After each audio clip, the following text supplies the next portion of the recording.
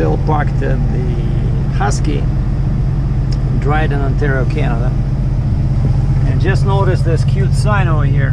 It's probably too small to read, but I was wondering what this area, this fenced off area is for. And that sign says, warning, helicopter landing area, high wind and noise area, a risk of injury, stay back 200 feet, no smoking within 9 meters. So stay back 200 feet, but then all of a sudden they switch to meters and no smoking within 9 meters. I guess they have no idea how much that is in feet, but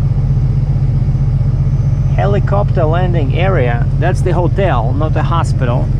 And over here we have a truck stop. And there's a government building, but it's like half a kilometer that way. There's a pizza place next door. Maybe that's what it is. Maybe they use helicopters to deliver pizza to rich people, you know. And what happened is that I spent 2 nights at the Comfort Inn nearby. Crazy place, great if you like surprises, you know.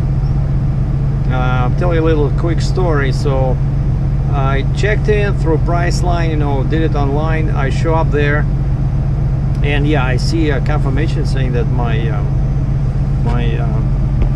reservation is active, and then at the bottom of that email it says price paid in full. So I prepaid online. And I go there, and the first thing that the lady says to me, she says, your card was declined. And you know, I hate when that happens, right? Like, nobody likes to see the little message, insufficient funds, but I know that I prepaid. I checked my email again, check my mail, there's nothing there about, you know, failed payment. On the opposite, it says my payment went through, everything is cool.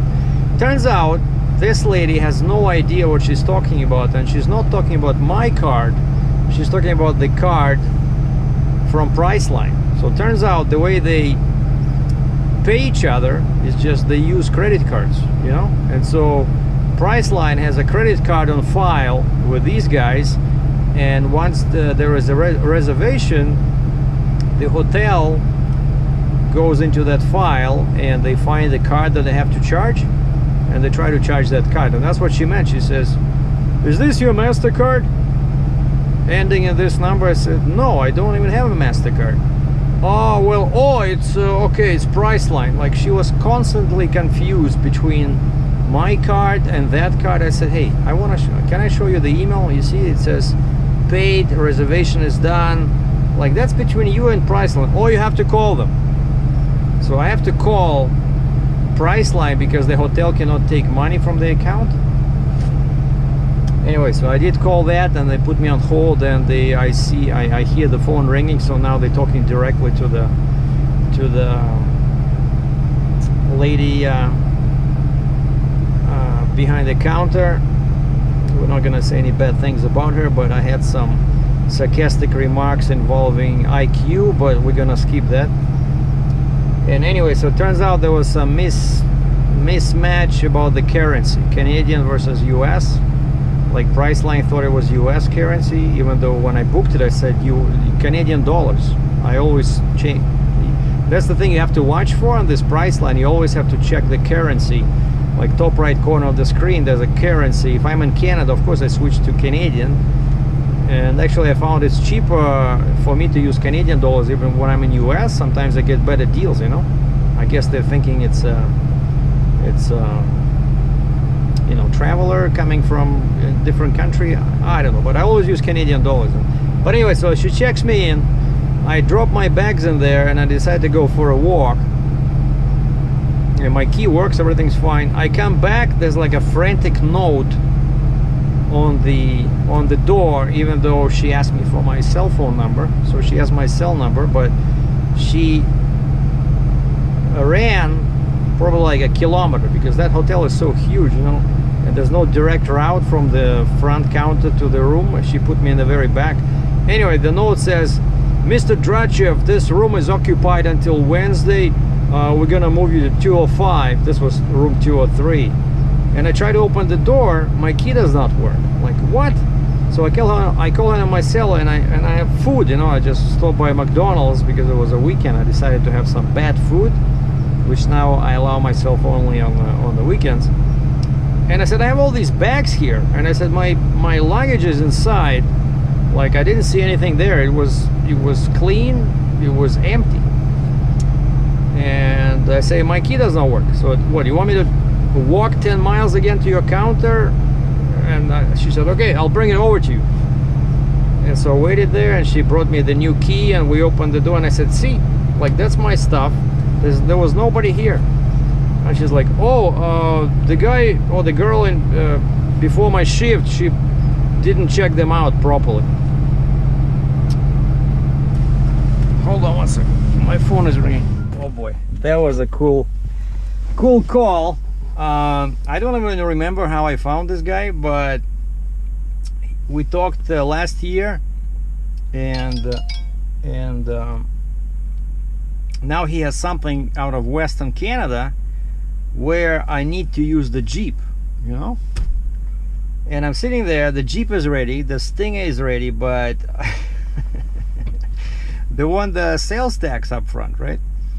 So if somebody has $6,800 Canadian cash, let me know. We might do a deal. I still have one kidney, I think, extra, or one kidney spare. But anyway, so I'm waiting for some money from the government that would help me to pay them a lot of cash up front, you know.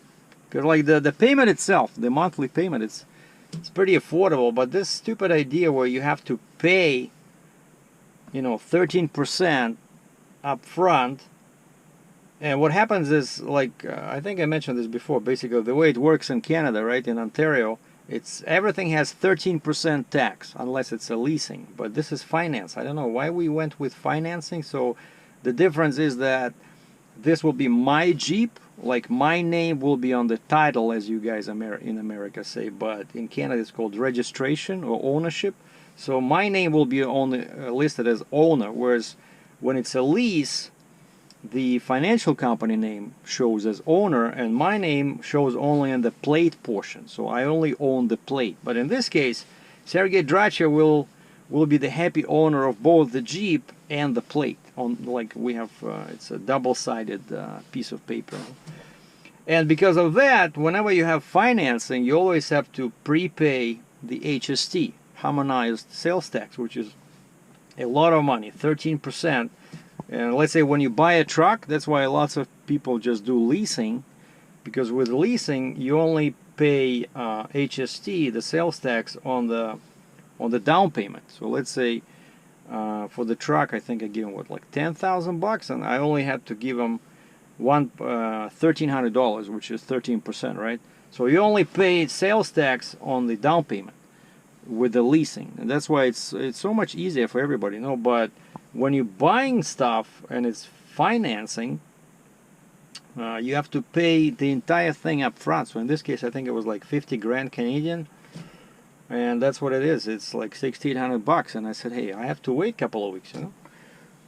And that's why I told him, I said, you know, December, January is usually slow, so I can wait. Let me make some money here, because I was, if you remember, I was stuck in Texas for 2 weeks, didn't make any money.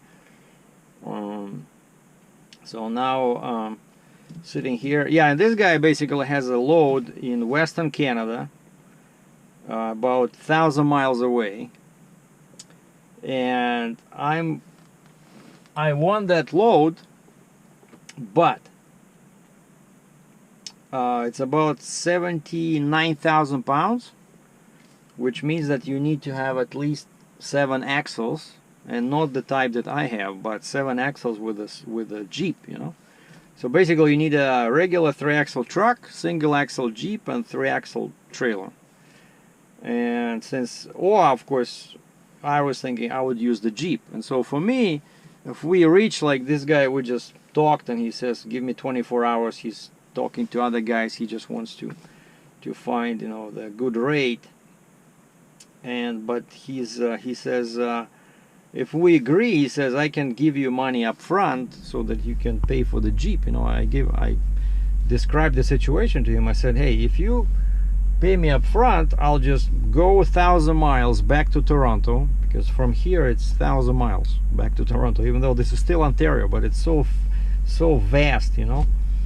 And I said, yeah, if we shake on it and you give me some money, I'll go back to Toronto empty, because there's no loads over here so far, but this is Monday, it's still early, but and then I'll pay the factory for the Jeep and the Stinger, they load them up, and then I said I'll sit for a day or two to see if there's any loads requiring the Jeep from Ontario to Western Canada. If there's a load like that, because this guy said he can wait.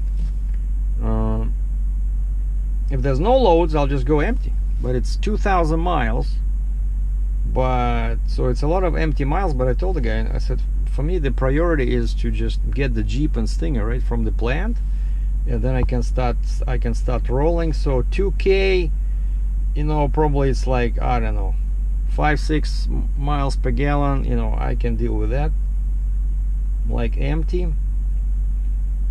I just want to do that. I just don't want to, I want to do those loads, and he has 2 of them, you know. He says if everything works out first time, I can go back and grab the second load. And again, he is not in a rush. He can wait if I can find a load from Ontario to the west, you know. It's like a very interesting proposal, which would allow me to get the Jeep quickly, right? But it's a lot of miles. And so now I just hang up with him, and I said, so we agreed that we'll sit tight for 24 hours. I said, I'm still looking, trying to find a load back to Toronto. And I saw, actually, that's another thing I wanted to mention. So I did this mailing, you know, when I use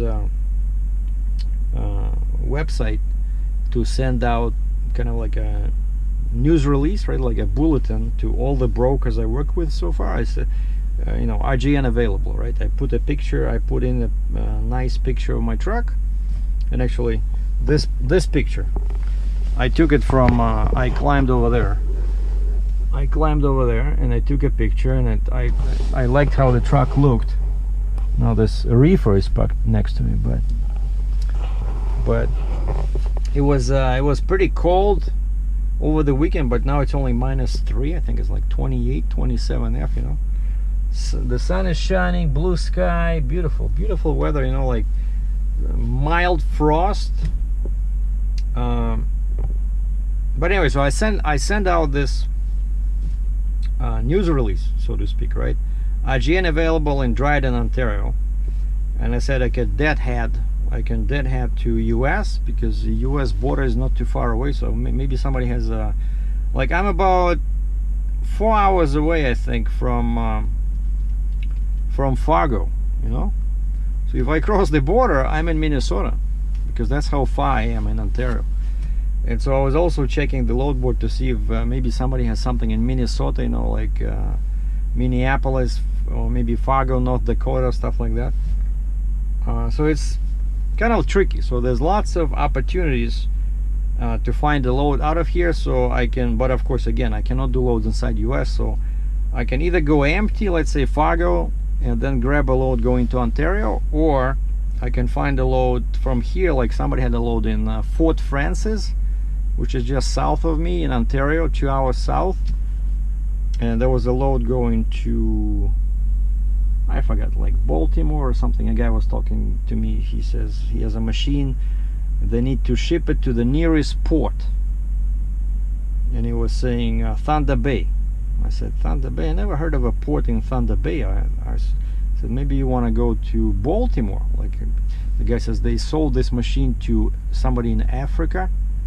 And I said, you know, maybe you should ship it to Baltimore. So, okay, can you give me a rate? So I gave him a rate from Fort Francis to Baltimore. Never heard from the guy again.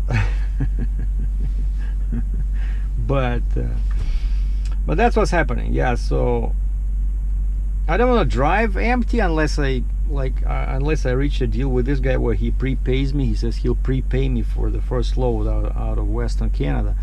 Then I can go this 1,000 miles empty, you know, get the Jeep, get the Stinger. But since this is only Monday, right, I just want to wait at least till tomorrow, see what happens. Maybe there'll be a load, because actually, you know, I was just talking to another guy about this. I'm surprised that there's still loads, you know. I see some loads. Oh, one guy has a load, 108,000 pounds from Ontario, near Toronto, going into US. So of course that one needs a Jeep, right? And also I talked to this guy. I said, hey, can you prepay at least half of that rate? And his rate, like he posted, is pretty good, you know. And he says, yeah, when you load it, just send me a picture and we'll wire you 50%, you know. So basically, when you have a truck and trailer and you know what you're doing, you know, it's like a big cash register. You know, if you know what you're doing and you know how to negotiate with people, you can always get some cash, you know. And of course I'm talking when you are, I'm saying when you are independent, you know. See, when I'm independent, I can work with anybody. Like this guy calls me, right, saying that he has a load in the West. Like if I worked for, let's say, Landstar, Lodestar, whatever, Great West, you know, you would have to ask their permission. You would have, or tell this guy, you know what, call my dispatcher please. And then of course the dispatcher would not probably agree on the rate. Whereas here, you know, I can do it for cheap, right? I told this guy, I said, for me, priority number one is just get the Jeep, you know. So I can give you a discount. I just want to get the Jeep, you know, and start working, you know, with a 9-10 axle setup, you know. So it's not easy, but like I said, once I have all this stuff, it's going to be like my little retirement savings package, you know, because most people buy it, everything together, you know. So when it's time, let's say, to get out of trucking and switch to space flights, you know, space exploration or something like that, and then I can sell this 60-ton trailer together with the Jeep, together with the Stinger, together with the 83-inch flip box neck extension. And that's what most people look for. They don't want to buy just the trailer because it's useless, you know, because it's so heavy, right? So you need to have everything together. And like I said, I remember the guy paid for a used one, like the same setup, 10 axle RGN. I think the guy paid, I forgot, either 180 or 190,000 US, you know. Because see, like little by little, right, I'm struggling a little bit, but little by little I'm assembling this kind of you know, heavy haul team, so to speak, right? The trailer, the Jeep, the Stinger. So it's cool. So even if I can just maintain the payments and then sell it, it'll still be cool, you know. I can still make some money, but mostly for me it's all about, you know, having fun, you know. And for me, fun now is something big and heavy. Oh, one guy has a load, no rate, no dimension, just says actually from this area the guy has a load going to US, but no dimensions, right? I call the guy, I say, wait a second, I said, I'm 2 hours away, you know, and you have this RGN load, and the weight was 75,000 pounds. The guy sends me a picture and he says it's 18 feet wide. I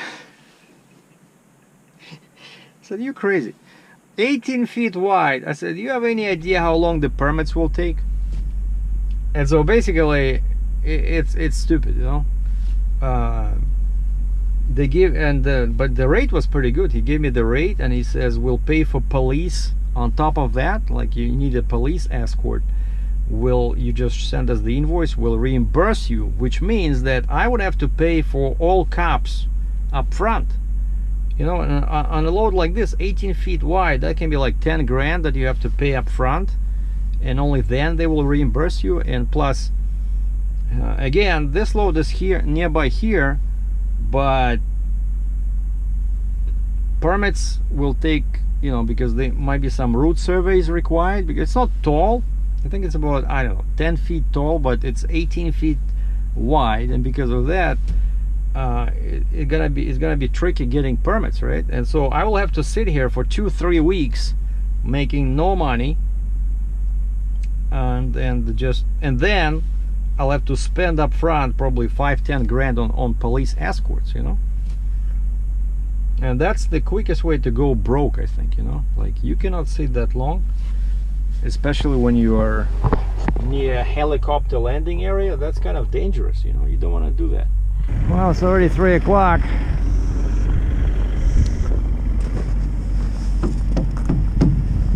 I like this truck.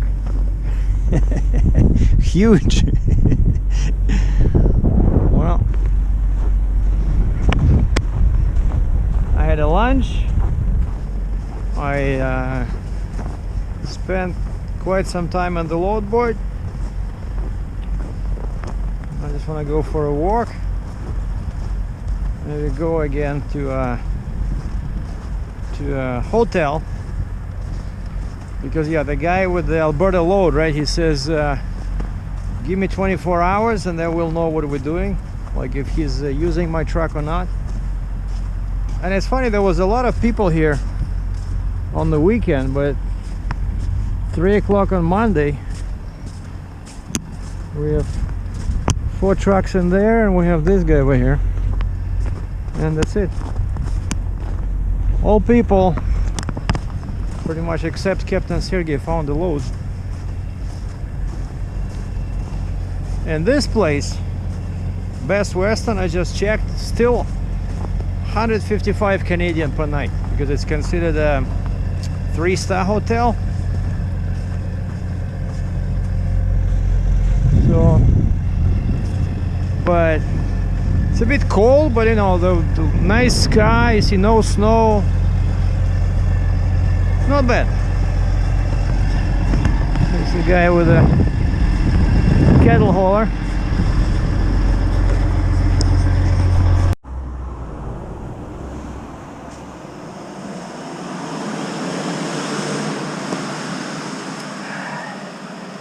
That's the main street. Well, not exactly, but there's a Ford dealer. Here we have lumber. That where the flag is, that's Husky and Best Western. And over there there's Walmart, far in the distance, maybe a kilometer, and Tim Hortons.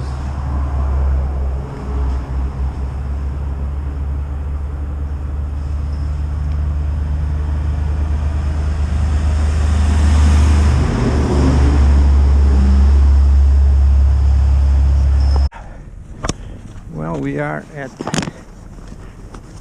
King and David, and that's what private houses look like here. Nothing special, no brick, just wood. Boy, lots of snow, right? I'm wearing my gloves. It's getting colder.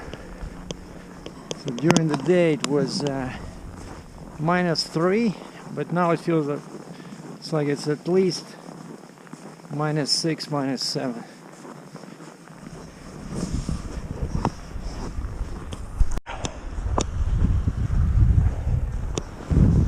So it looks like it's a high school.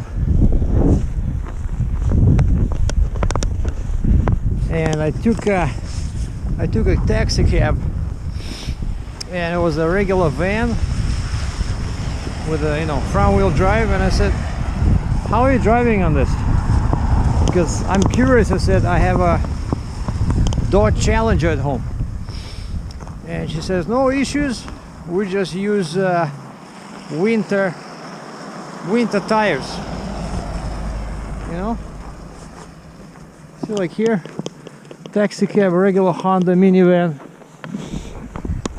and if you know what you're doing, you don't need a pickup truck or 4x4 SUV. You know, you just need good tires, and maybe in my case, if the roads are really bad, I just wait till they're plowed. That's the secret. And like I always say, I grew up in Russia where all cars had rear wheel drive, and we always drove in this kind of weather.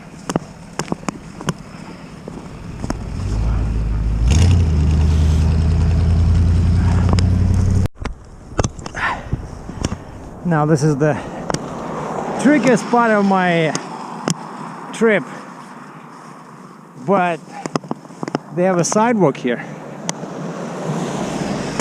So basically I'm going back. You see that flag in the distance? That's Husky.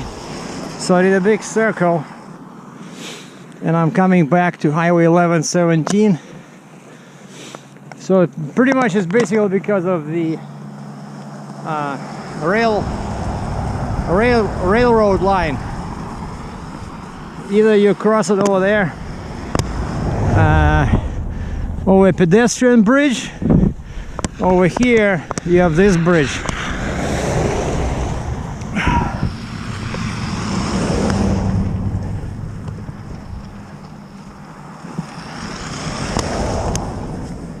Yeah, that flag, that's Husky.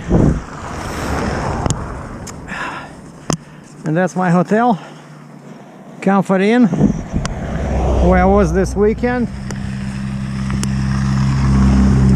And what else do we have here? Well, further east there's a Walmart, and right next to the hotel there's McDonald's.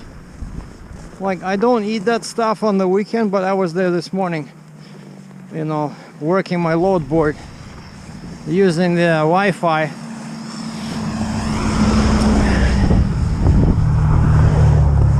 And here looks like somebody deals with this, what do you call it, some kind of a rental, so you can rent these things.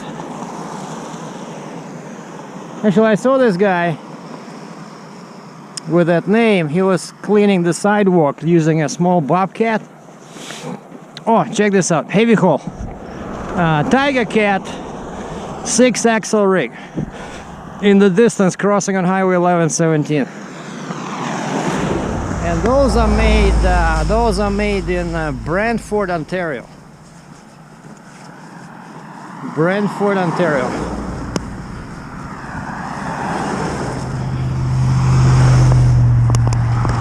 It's a pretty long overpass. And I guess I can see the Tiger Cat. I guess he's going to probably Petro Pass, or he's going to Esso, which is Husky. And as I was walking, I took pictures of that Peterbilt place, that lonely white brand new Peterbilt sitting near the road. And yeah, Walmart is on the other side of that little forest. But yeah, now I'm just gonna go check in.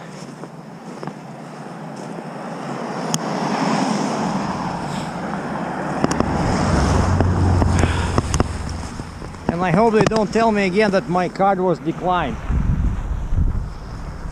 By which they mean that the Priceline card was declined. And then she told me, call them. You call them.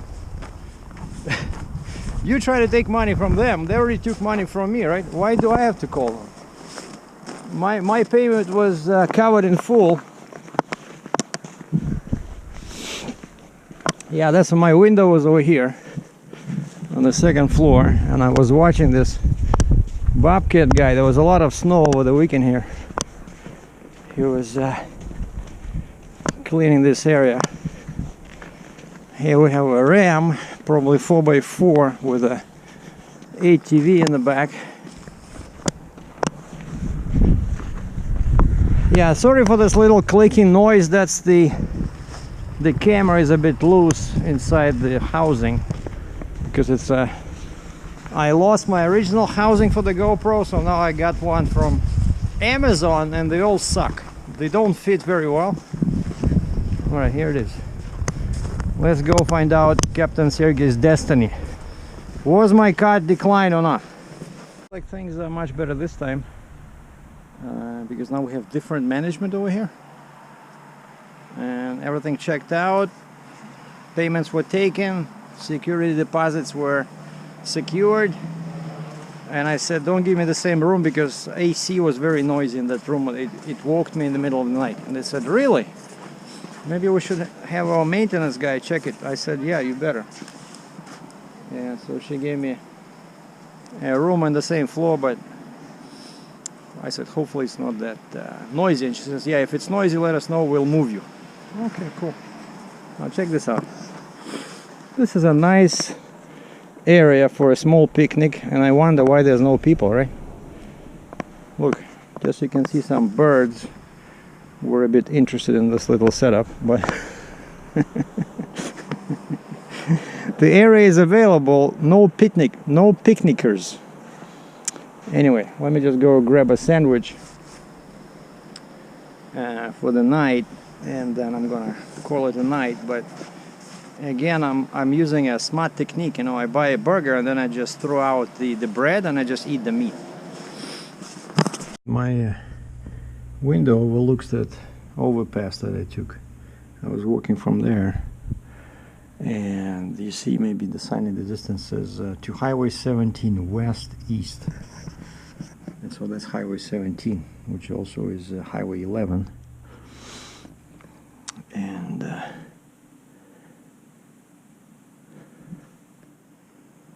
but there's not that, you know, most trucks, like this is like a bypass, southern bypass around Dryden, but most trucks just go straight over there, so it's a bit far, but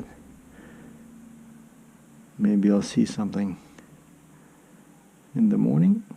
Actually, I had an idea, you know, I wanted to do like a truck video, like, you know, like truck watching,